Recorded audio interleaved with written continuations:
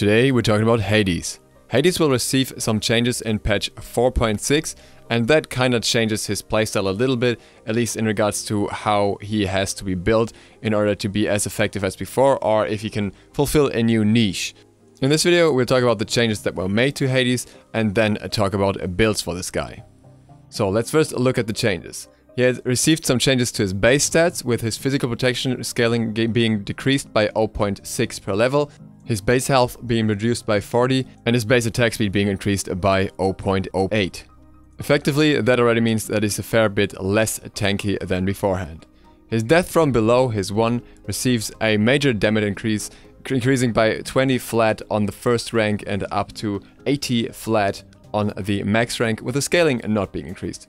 Shroud of Darkness gets its mana cost reduced by 20, so it's a 60 mana cost now. And Devour Souls now deals its detonate damage to the target that it's detonated from as well. So extra damage against that target, with reduced mana cost now going up to 80 instead of 105. There are also some new visual effects, just to make it a bit more obvious.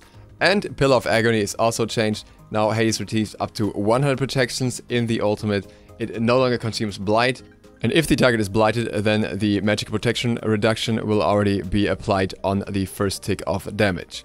So quite a few changes to his character, overall taking away from his defensive stats, his prior Guardian role that he used to have, and increasing his damage in return, reducing his mana cost so his abilities are a bit more spammable, he's a bit less mana dependent, while giving him some more protections in his ultimate, though these are kind of balanced out with the fact that he has less protections now. Overall, the character in itself may play a little differently. You have a lot more damage, especially between your 1 and 3. You have the option to play a more aggressive early because of that, because even the early base failures are a little bit increased and the detonate will be applied from the first rank on. So quite a bit that works in his favor if you want to play him more towards an aggressive mage style. At the same time, he still has the same issues that he had beforehand.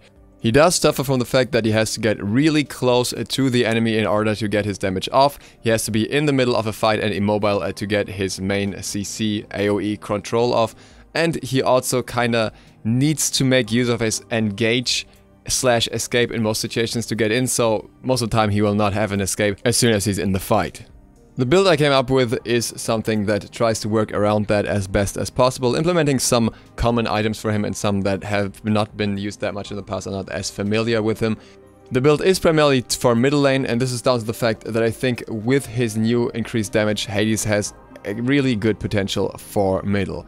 I do think he has decent potential for solo as well, compared to beforehand, but his kit with the higher damage does synergize better with a more power-oriented build, and that is something that you can't really do in solo lane. In solo lane, you're looking to be a secondary frontliner, you're looking to counter build, and for all those purposes, his changes didn't do all too much. In fact, he lost a lot of protections, or a fair bit of protections and health, so that doesn't even work in his favor as a secondary frontliner at all.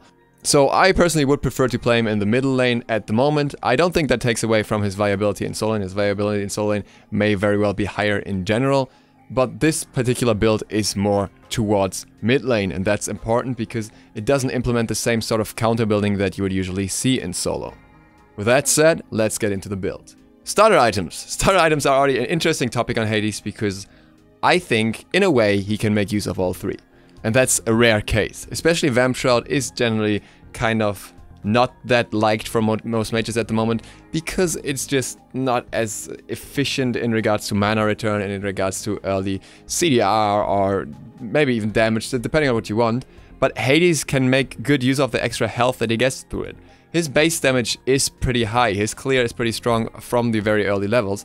So if that's what you're looking for, if you're looking for some extra sustain on top of your high sustain and some extra health, you can go Vamp Shroud. It's not my favorite option, but I think it's possible. Soulstone, similar situation here, it's just extra damage on top of a very high damage. If you're looking for a very aggressive early game against a laner that is not able to get away from you, then you can get very easy early kills with Soulstone on Hades. The third one is obviously Sense of Time. I do think that while Sense of Time doesn't really synergize with Hades, Sense of Time is just a little too strong at the moment still, because of the very easy accessible CDR. And as I don't usually build CDR in Hades, I think this is a nice extra perk, just having that little bit of CDR that you otherwise don't really fit into the build. So also something that's worth considering, and I think something that has a lot of potential just due to the fact that it has massive mana returns as well. It allows him to stay in middle basically forever with his self-heal. So really the choice here is up to you. I would not say that any of these starters is completely wrong for him. They all have their reasons to be built. Afterwards, we have a bit more straightforward building. I would start with the tier 1 of Dynasty playtime pretty much every game. Obviously, there are exceptions when you are against 4 magicals, for example, where I would still try to get something like Voidstone early on, but that's relatively rare, and even if it's just 2 physicals, it can often be worth going into Dynasty playtime, especially if one of the physicals is the Hunter. Dynasty playtime gives you some base stats that are nice, some pen, some power, and also some protection, and it's just really cheap and a really efficient item power curve-wise. You just gotta build the tier 1 of this, and then you want to finish up your shoes first. Shoes of the Magi should be obvious here. You want to have that extra pen, that extra damage, because you're gonna get some tanky options later on, and I wouldn't invest boots in this, especially because early on your aggression, your damage is so high that no one will really try to threaten you all too much. Then you finish your Dynasty playtime. Now you have a decent amount of flat pen to go against squishies. You have a decent amount of early protections against physicals, and that already should give you a pretty good start. After that, it becomes very flexible. Now, I do believe that Hades needs health at this point. He still has to stay in the middle of a fight with his ultimate, and around this time you will have the ultimate, you will make use of the ultimate, and it's just not really that easy to get away with full damage Hades when the enemy team knows what they're doing. You have multiple options here. The most obvious and most common one is Warlock Sash. The problem with Warlock Sash is that you need to stack it. The stacks take a very long time, and with this build you would build it relatively late already. If you think that's something you can manage, if you think you can pull off those stacks, then Warlock Sash is decent on Hades, though it's an item that I generally avoid because of the kind of weak power curve for the moment. But this item already has good base health, and Hades already has good base stats, so it doesn't depend as much on getting the power very quickly. The other option, if you want to look for aggression, is Ethereal Staff. On Hades, that health just makes sense more than on other mages in my opinion, so this is a great choice in that regard, and then you still get that extra damage and the extra passive. Very good choice. The not so common choice that I still very much like is Rod of Asclepius. Now, Rod of Asclepius increases your own healing. It has unfortunately been nerfed this patch, so the healing increases a little less. The difference is not that huge, as you can see here. Should be 2 clips, one showing you the old increase and the new increase in comparison. But it's still a little bit of extra healing, and it goes a long way because it's also for your teammates. If your teammates happen to have self-healing, healing, or building multiple meds, then I do think that Rod of Asclepius is a very good choice. If none of that exists, then I probably wouldn't build it just for myself. But you have to keep in mind that you can even heal teammates with your 3, and it still gives you enough power, it gives you enough extra health, and it gives you a little bit of movement speed, which is nice on Hades because if you use the engage, sometimes an enemy can be just out of range for your abilities. So I do think that this is an interesting choice. Nothing that I would build or recommend every game, but in a lot of games I think it can be better than people think it is. After that, next choice should be very obvious. You want more pen, you want that protection shred. Spear of the Magus. Super good now, and so good on Hades.